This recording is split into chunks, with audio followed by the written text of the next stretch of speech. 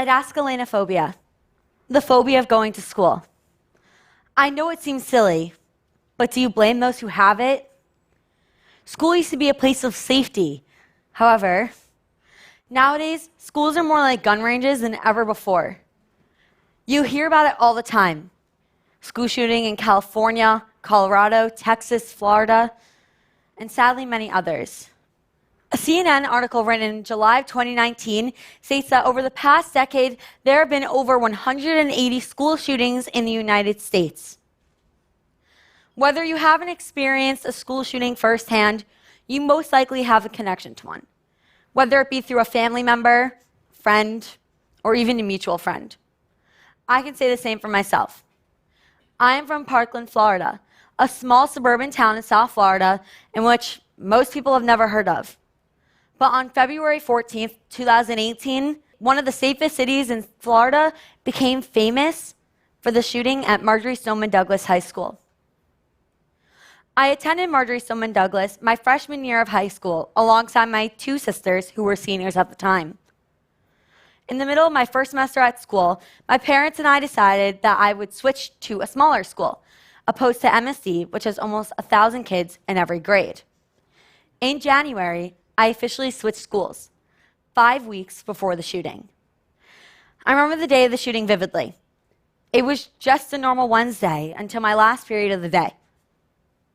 I was sitting in my biology class, and I decided that I would check my phone, only to have received a text message from my sister saying, "I love you." Haley was in room 1214, which was one of the first classrooms to be shot into on that day at 2:24 p.m. These are the text messages sent to my family. "I love you. There's a shooter. Please help. It's real. People are dead in my class. Please help." All I could think about was that it couldn't be true. I called my mom. No answer. My sister then called me. And all I could say to her was, "Are you okay? And is anybody dead?" She responded with, "I think so. The person sitting next to me is bleeding, and he is unconscious." At the end of the day, I sat alone in my empty house, and I waited for what felt like a lifetime for my family to come home. Finally, my parents and both my sisters came home. All together, we sat as a family of 5. I was so grateful to be with them. I was so grateful that I could have said hello to my sisters instead of having to have said goodbye to them forever. The next few days and months were brutal, especially for my sisters and those who witnessed the shooting. I wanted to help, but I didn't know how. My sister was traumatized, and all I could say to her was, "I am here for you." But I wasn't there when it happened, so I was on the outside. Yet, I was in so much pain from losing my friends and knowing what my sisters went through. It was a weird place to be. My feelings were real and intense, but it didn't feel like I had the right to feel them because I wasn't physically present during the attack. The people who weren't there that day still needed for someone to ask how they were doing. However, after the shooting, I didn't know where I fit in. I felt bad going to my family because I thought that I was being insensitive to my sister because I thought that she needed more help than me. One time, someone asked me, "Where are you from?" I responded with, "Parkland, Florida." And the now familiar response I received were the words, "Were you there?" Of course I said no. However, I got the immediate reaction of the words, "Oh, it doesn't matter then, because you weren't there." I became extremely upset. Just because I was not there doesn't mean that it doesn't matter. Of course it matters. To me, it felt like I didn't have a right to feel the way I did. It felt like everything I would say would be discredited by the idea that I was not there. When you drop a rock in the water, ripples occur. Suppose the rock is a traumatic event, and the ripples are the varying groups of people who are witnesses to the trauma. The first ripple being the attendees of the school. The second being family of those who were there. The third being residents of the community. The fourth being people who are friends with those in the other ripples.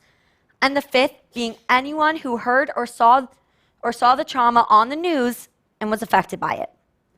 No matter which ripple you are in, or no matter where the rock is dropped, you will still feel the effect of it. With all of these ripples, where do we draw the line between first and second-hand trauma? I believe that it depends on the individual. For me, I did not witness the dropping of the rock. However, this ripple has affected my life in more ways than one. Everywhere I go, I'm reminded of the traumatic event that occurred in my community. By seeing MSD Strong t-shirts and driving past the school on my way to my other school. I went to funerals. I visited my friend who got shot in the hospital, and I had to witness the recovery of my sister and the rest of my family. So no, I was not there that day, but I experienced the trauma. I experienced the aftermath. If I experienced this type of response to my trauma, surely in the midst of this school shooting epidemic, others around the country are experiencing similar things. So what does this mean for student mental health across the United States? According to the article Generation Parkland by Doctors Megan Ranney and Rana Bada state, thanks to Twitter, Snapchat, and 24-hour news channels, it's possible for youth and their parents who are far removed from an incident to feel like they're experiencing the trauma firsthand. The unlimited posting of pictures and videos and opinions from any event is spread to the entirety of a country and to the world. And with one click of a button, any kid is able to view the trauma for themselves. This can cause extreme anxiety in students entering their classrooms every day. Nowadays in schools, teachers tell you where to look if a shooting were to occur in your school.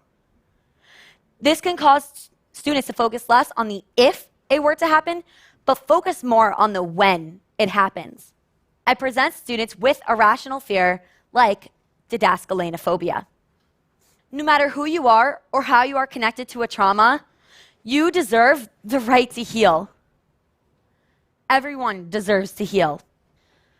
As a community, we should always try to remember that pain is pain, and we should try to respect everyone's pain, whether we understand it or not. Thank you.